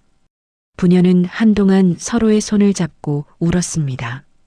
선혜야, 정녕 후회하지 않느냐? 박승이 물었습니다. 후회는 없사옵니다, 아버님. 소녀는 처음으로 사랑을 했사옵니다. 그것만으로도 소녀는 행복했사옵니다. 박승은 더 이상 말을 잇지 못했습니다. 그저 딸을 껴안고 울었습니다. 면회 시간이 끝났습니다. 박승이 감옥을 나갈 때 선혜가 말했습니다. 아버님, 어머님께 전해주시옵소서. 소녀가 효도하지 못해 죄송하다고. 박승은 고개를 끄덕였습니다. 문이 닫히고 선혜는 다시 홀로 남았습니다. 오후가 되었습니다. 소지왕이 감옥을 찾아왔습니다. 선혜와 마지막 대면을 하기 위해서였습니다. 간수가 문을 열자 소지왕이 들어섰습니다. 선혜는 일어나 무릎을 꿇었습니다. 엎드리지 말라. 소지왕이 말했습니다. 선혜가 고개를 들자 두 사람의 눈이 마주쳤습니다. 11년 만에 처음으로 제대로 서로를 바라본 것 같았습니다. 왜 배신하였느냐? 소지왕의 목소리는 차가웠지만 떨리고 있었습니다. 과인은 너에게 왕비의 자리를 주었고 명예를 주었고 부귀영화를 주었노라. 그런데 왜 과인을 배신하였느냐? 선혜는 잠시 침묵했습니다. 그리고 천천히 입을 열었습니다. 대전마마 소녀는 11년간 왕비의 자리에 있었사옵니다. 하오나 한 번도 여자로 대접받지 못하였사옵니다. 소지왕의 얼굴이 굳어졌습니다.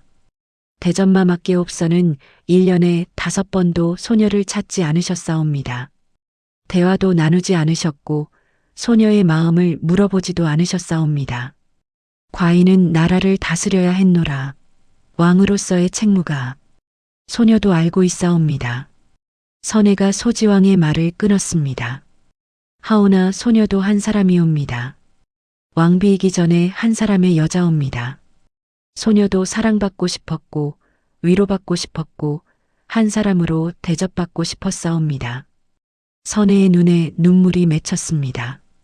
묘심은 소녀를 처음으로 한 사람으로 대해주었사옵니다. 왕비가 아니라 선혜라는 한 여자로 보아주었사옵니다. 소지왕은 아무 말도 할 수 없었습니다. 소녀가 잘못한 것은 압니다. 왕비로서 해서는 안 될 일을 하였사옵니다. 하오나 한 사람으로서 소녀는 후회하지 않사옵니다. 침묵이 흘렀습니다. 소지왕은 선혜를 바라보았습니다. 그녀의 말이 가슴을 찔렀습니다. 자신이 11년간 그녀를 어떻게 대했는지 깨달았습니다. 하지만 돌이킬 수 없었습니다. 이미 왕실의 명예는 추락했습니다. 백성들 사이에 소문이 퍼지고 있었습니다. 왕비가 승려와 간통했다는 소문이. 과인은 왕이요. 소지왕이 힘없이 말했습니다. 왕으로서 왕실의 명예를 지켜야 하오. 개인의 감정보다 나라가 더 중요하오. 선혜는 고개를 끄덕였습니다. 알고 있사옵니다. 그렇기에 소녀는 기꺼이 죽음을 받아들이겠사옵니다. 소지왕이 자리에서 일어섰습니다. 내일 아침 사약이 내려질 것이오. 예, 대전마마. 소지왕이 문으로 향했습니다. 하지만 문 앞에서 멈췄습니다. 돌아보지 않고 말했습니다. 미안하오. 작은 목소리였지만 선혜는 들었습니다. 11년 만에 처음 듣는 사과였습니다. 소녀도 미안하옵니다. 소지왕이 감옥을 나갔습니다. 문이 닫히는 소리가 들렸습니다. 선혜는 홀로 남아 마지막 밤을 맞이했습니다. 달빛이 작은 창문으로 들어왔습니다. 선혜는 달을 바라보았습니다. 보름달이었습니다. 묘심과 함께 보았던 그 보름달처럼 묘심, 곧 그대를 만나러 가겠사옵니다. 선혜가 속삭였습니다. 저승에서는 우리가 함께 있을 수 있겠지요? 바람이 불어들어왔습니다. 마치 묘심의 대답처럼 느껴졌습니다. 사약이 내려질 날 아침이 밝았습니다. 하늘은 맑았고 햇살은 따뜻했습니다. 아이러니했습니다. 이렇게 아름다운 날에 죽음을 맞이한다니. 선혜는 차가운 돌바닥에서 일어났습니다. 밤새 한숨도 자지 못했습니다. 묘심을 생각했습니다. 짧았던 사랑을 떠올렸습니다. 행복했던 순간들을 추억했습니다. 과인의 삶은 짧았지만 후회는 없구나. 선혜는 스스로에게 말했습니다. 11년간 왕비로 살았지만 진정 살아있다고 느낀 것은 묘심을 만난 그 몇 달 뿐이었으니. 감옥문이 열렸습니다. 서리가 들어왔습니다. 그녀의 손에는 깨끗한 흰 옷이 들려 있었습니다. 마마, 이것을 입으시옵소서. 사약을 받을 때 입는 옷이었습니다. 선혜는 옷을 받아들었습니다. 고맙구나, 서리야. 서리가 선혜의 옷을 갈아입히는 것을 도왔습니다. 흐트러진 머리를 빗어주었습니다. 얼굴에 먼지를 닦아주었습니다. 마마께 옵서는 여전히 아름다우시옵니다. 서리가 눈물을 흘리며 말했습니다. 서리야, 약속을 잊지 말거라. 예, 마마. 머리카락을 묘심 스님 무덤에 묻겠사옵니다. 고맙구나. 두 사람은 잠시 서로를 바라보았습니다. 11년간 함께했던 시간들이 스쳐 지나갔습니다. 마마, 정녕 후회하지 않으시옵니까? 서리가 마지막으로 물었습니다. 후회 없노라. 과인은 사랑을 했고 그것으로 충분하니. 발소리가 들렸습니다. 집행관이 다가오고 있었습니다. 사약을 가지고 오는 것이었습니다. 서리가 급히 밖으로 나갔습니다. 혼자 남겨진 선혜는 깊은 숨을 들이쉬었습니다. 이제 모든 것이 끝나는구나. 선혜는 창문 밖을 바라보았습니다.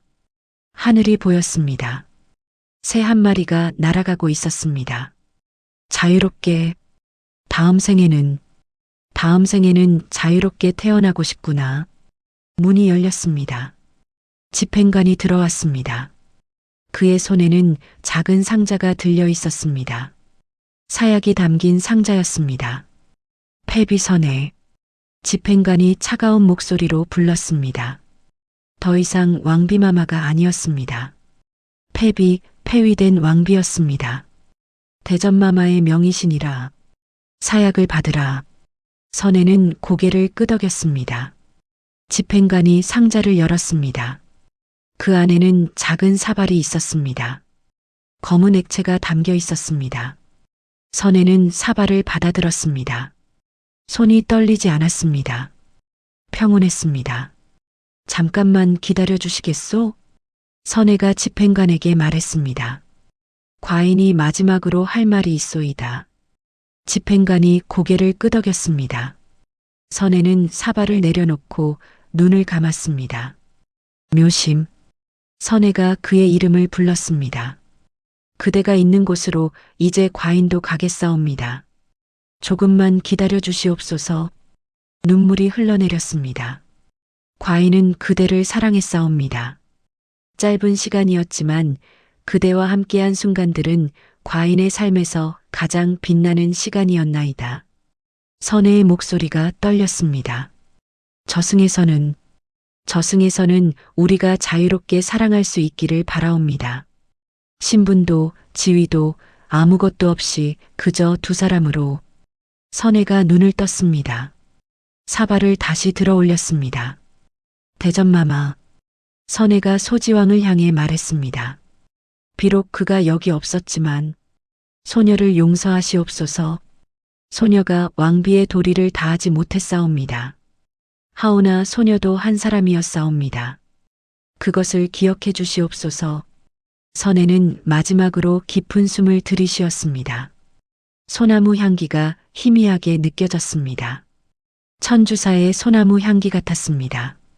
아버님, 어머님, 불효녀를 용서하시옵소서. 설이야, 너의 죄책감을 내려놓거라. 과인은 너를 원망하지 않노라. 신라의 백성들이여, 부족한 왕비여서 미안하옵니다. 선혜는 사발을 입술에 가져갔습니다. 묘심, 사랑하옵니다. 그리고 단숨에 사약을 들이켰습니다. 쓴맛이 입안을 가득 채웠습니다. 목을 타고 독이 내려갔습니다. 뱃속이 뜨거워졌습니다. 선혜는 사발을 내려놓았습니다. 독이 온몸으로 퍼져나갔습니다. 숨쉬기가 어려워졌습니다. 선혜는 천천히 바닥에 누웠습니다. 창문 밖 하늘이 보였습니다. 파란 하늘이 점점 흐려졌습니다. 묘심, 보이는구나. 그대가 손을 내밀고 있구나. 선혜의 입가에 미소가 번졌습니다. 환영일까요? 진짜일까요? 묘심이 그녀를 향해 걸어오고 있었습니다. 환한 빛 속에서 기다렸사옵니다. 마마. 묘심의 목소리가 들리는 것 같았습니다. 이제 함께 가시옵소서. 자유로운 곳으로. 선혜는 묘심을 향해 손을 뻗었습니다. 하지만 손은 허공을 헤맸습니다. 숨이 점점 약해졌습니다. 심장이 천천히 멈춰갔습니다. 선혜의 마지막 생각은 이것이었습니다. 행복했소이다. 그대를 사랑할 수 있어서. 그리고 선혜는 눈을 감았습니다. 천천히 평온하게. 입가의 미소는 사라지지 않았습니다. 마치 행복한 꿈을 꾸는 것처럼. 집행관이 선혜의 맥을 짚었습니다. 맥박이 없었습니다. 패비선혜, 25세의 나이로 생을 마감했습니다. 밖에서 기다리던 서리가 울음을 터뜨렸습니다. 다른 궁녀들도 함께 울었습니다. 궁궐 안에 슬픔이 퍼졌습니다. 소지왕은 자신의 처소에서 그 소식을 들었습니다. 표정은 무표정했지만 주먹을 꽉 쥐고 있었습니다. 손톱이 손바닥을 파고들었지만 느끼지 못했습니다. 과인이 그녀를 죽였구나. 소지왕은 창밖을 바라보았습니다. 하늘은 여전히 맑았습니다. 하지만 그의 마음은 어두웠습니다. 선혜의 시신은 왕비의 예우 없이 처리되었습니다. 화려한 왕비의 관이 아니라 평민의 소박한 관에 담겼습니다. 붉은 왕비복이 아니라 흰 수의를 입혔습니다. 금관도 옥패도 아무것도 함께 묻히지 않았습니다. 선혜의 가족들이 궁궐로 왔습니다. 아버지 박승은 딸의 관 앞에서 무릎을 꿇고 통곡했습니다. 선혜야, 내 딸아. 어머니도 함께 울었습니다. 오빠와 동생들도 눈물을 흘렸습니다. 이 아비가 미안하구나.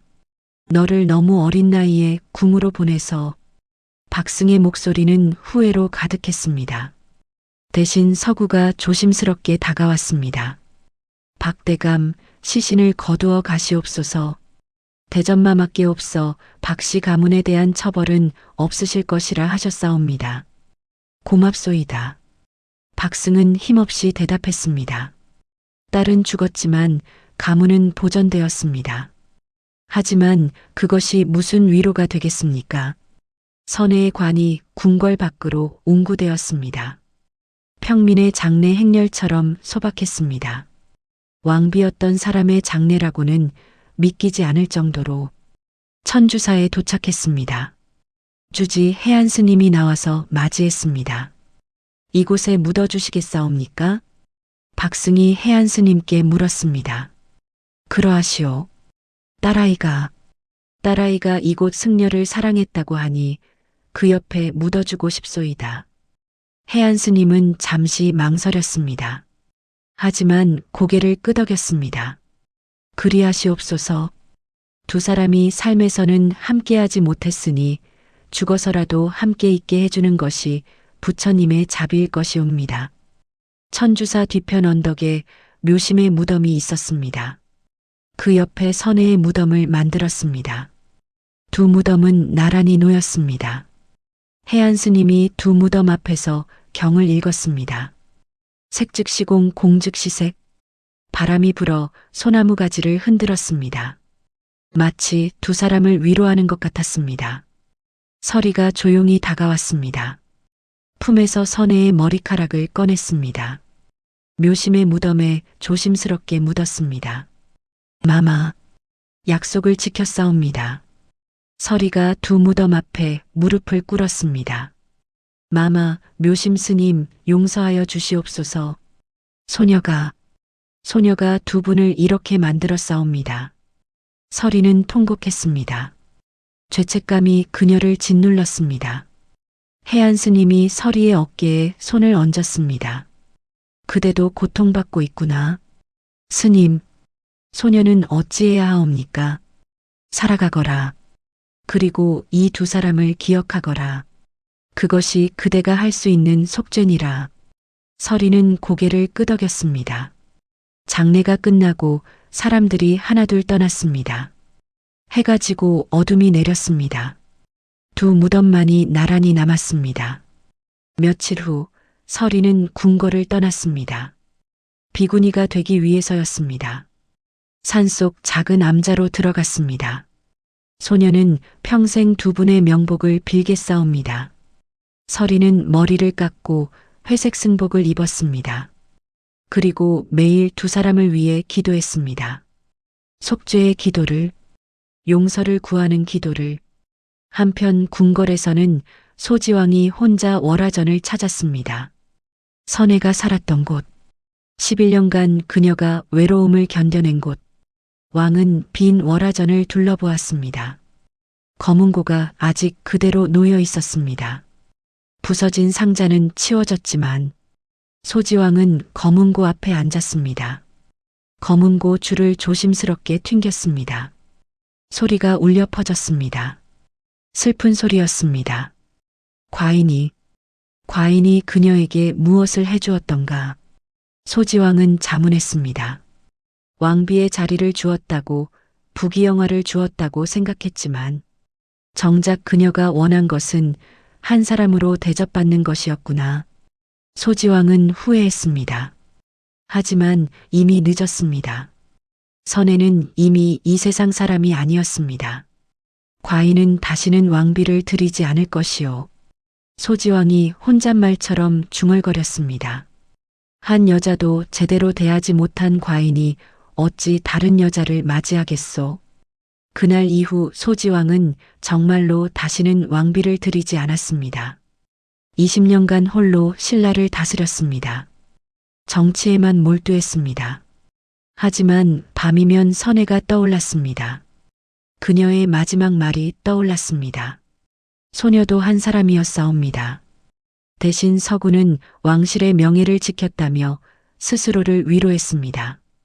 하지만 밤마다 선혜의 마지막 얼굴이 떠올라 불편했습니다. 백성들 사이에서는 선혜와 묘심의 이야기가 조용히 퍼져나갔습니다. 왕비와 승려의 금지된 사랑, 비극적인 결말. 어떤 이들은 선혜를 비난했습니다. 왕비의 몸으로 감히 승려와 간통하다니. 하지만 어떤 이들은 동정했습니다. 왕의 사랑을 받지 못한 불쌍한 여인이었지. 시간이 흘렀습니다. 1년, 2년, 5년. 천주사의 두 무덤은 그대로 있었습니다. 사람들이 찾아와 꽃을 놓고 갔습니다. 이루어질 수 없는 사랑을 하는 연인들이 찾아왔습니다. 두 무덤 앞에서 기도했습니다. 저희도 저렇게 비극적으로 끝나지 않게 해주소서. 천주사는 점점 유명해졌습니다. 사랑의 무덤이 있는 곳으로 50년이 흘렀습니다. 소지왕이 세상을 떠났습니다. 그는 죽는 순간까지 선혜를 잊지 못했습니다. 선혜, 미안하오. 그것이 그의 마지막 말이었습니다. 100년이 흘렀습니다. 이야기는 설화가 되었습니다. 사금갑이라는 제목으로 까마귀가 왕에게 검은고 상자를 쏘라고 알렸다는 이야기, 왕비와 승려가 상자 속에서 발각되었다는 이야기, 그리고 정월대보름에 까마귀에게 제사를 지내게 되었다는 이야기, 신라가 멸망하고 고려가 들어섰지만 이야기는 계속 전해졌습니다. 고려가 끝나고 조선이 시작되었지만 이야기는 사라지지 않았습니다. 조선시대 학자들이 이 이야기를 기록했습니다. 삼국유사에, 동국통감에. 어떤 학자는 비판했습니다. 왕비의 불륜이니 엄히 다스려야 했도다. 어떤 학자는 동정했습니다. 사랑은 죄가 아니거늘 신분이 두 사람을 갈라놓았도다. 하지만 모두가 동의하는 것이 하나 있었습니다. 이것은 비극적이지만 진실한 사랑 이야기라는 것. 천주사의 두 무덤은 1000년 동안 그 자리를 지켰습니다. 바람이 불고 비가 내리고 눈이 쌓여도 두 무덤은 나란히 있었습니다.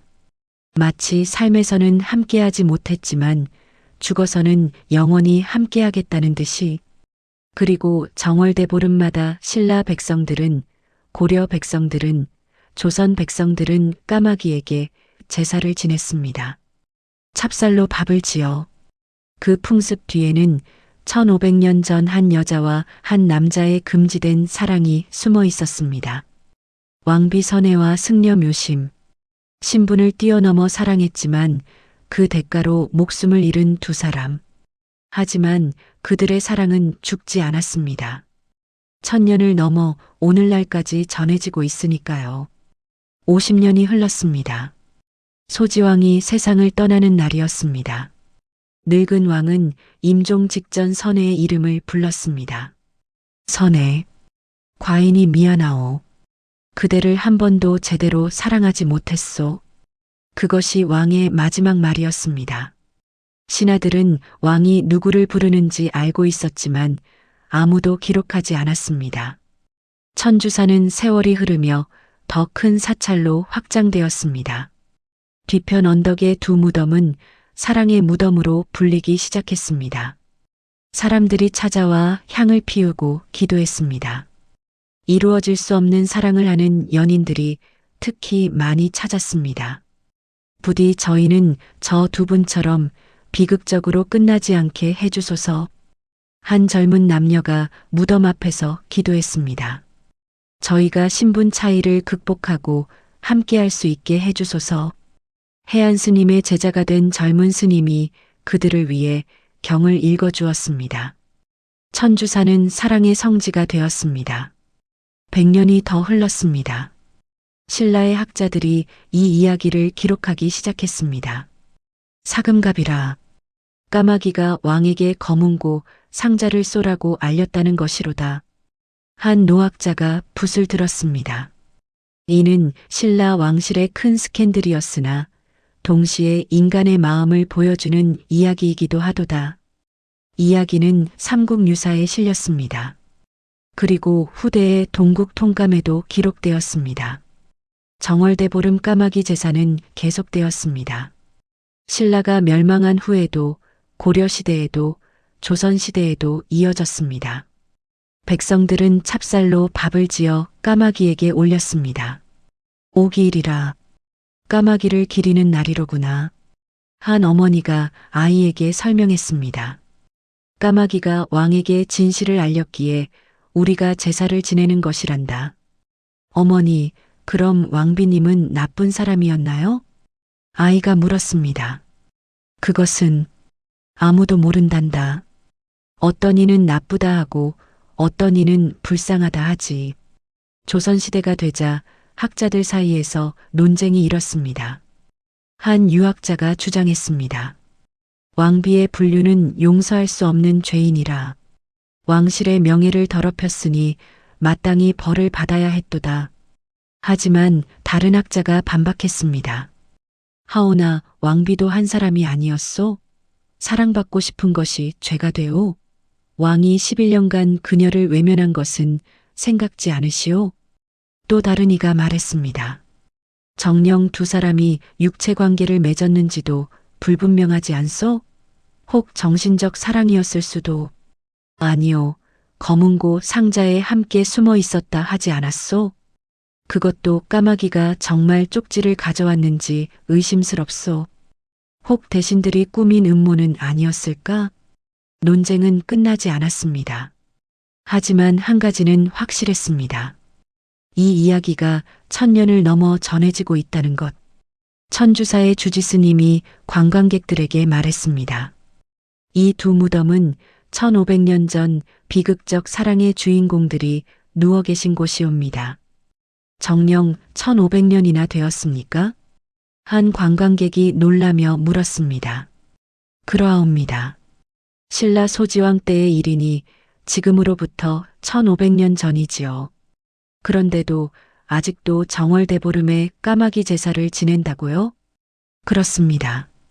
이 이야기가 그만큼 사람들의 마음에 깊이 새겨진 것이지요.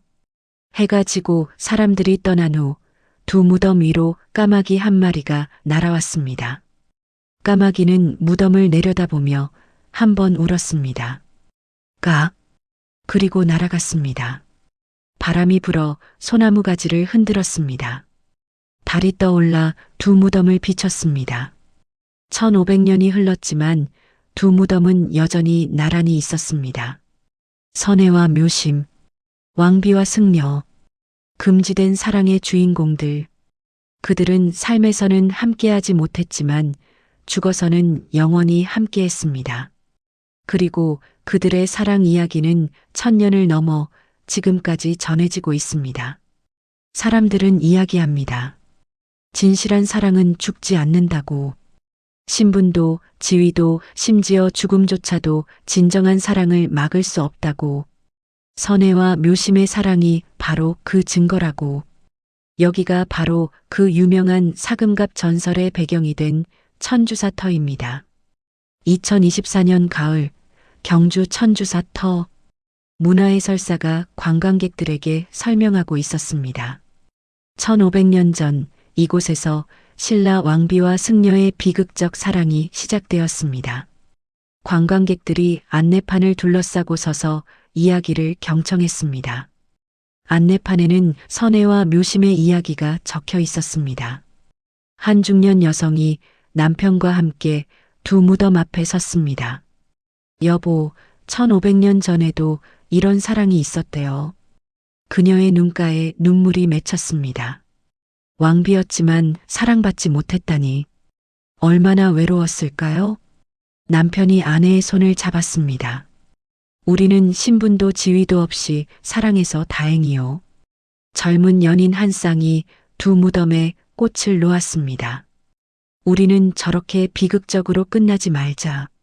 남자가 여자에게 말했습니다. 응, 우리는 행복하게 살자. 여자가 고개를 끄덕였습니다. 역사학과 대학생이 교수님과 함께 왔습니다. 교수님, 선의 왕비는 정말 잘못한 건가요? 그것은 관점의 차이란다.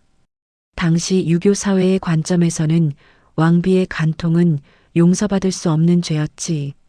하지만 현대적 관점에서 보면 사랑의 자유를 억압당한 여성의 비극이기도 하고. 그럼 교수님은 어떻게 생각하세요? 나는 선혜가 시대의 희생양이었다고 생각한다. 11년간 왕의 사랑을 받지 못하고 외로웠을 그녀를 생각하면 안타깝구나. 해설사가 관광객들에게 계속 설명했습니다. 정월대보름의 까마귀에게 제사를 지내는 풍습, 바로 이 이야기에서 시작되었습니다. 정말요? 그 풍습이 아직도 있나요? 한 젊은 관광객이 물었습니다. 물론입니다. 지금도 일부 지역에서는 정월대보름에 까마귀밥을 놓습니다. 1500년이 지났지만 아직도 이어지고 있지요. 관광객들이 감탄했습니다. 대단하네요. 그만큼 강렬한 이야기였던 거죠? 그렇습니다. 금지된 사랑, 신분의 벽, 비극적 결말. 이 모든 요소가 사람들의 마음을 사로잡았던 것입니다. 관광객들이 하나둘 사진을 찍고 떠났습니다. 해가 서쪽으로 기울었습니다. 마지막 관광객이 떠나고 천주사터는 조용해졌습니다. 오직 바람소리와 새소리만 들렸습니다. 해질녘 까마귀 한 마리가 날아왔습니다. 두 무덤 위를 빙빙 돌다가 한쪽 무덤에 앉았습니다. 잠시 무덤을 내려다보았습니다. 까! 한번 울고는 날아갔습니다. 석양빛이 두 무덤을 붉게 물들였습니다. 소나무 그림자가 길게 드리워졌습니다. 바람이 불어 나뭇잎을 흔들었습니다. 마치 선애와 묘심이 속삭이는 것 같았습니다. 사랑했습니다. 전설이 된 사랑. 1000년을 넘어 전해지는 이야기. 1500년이 지났지만 여전히 사람들의 마음을 울리는 비극. 선애와 묘심. 왕비와 승려. 신분을 뛰어넘어 사랑했지만 그 대가로 목숨을 잃은 두 사람. 그들의 사랑은 짧았습니다. 몇 달에 불과했습니다.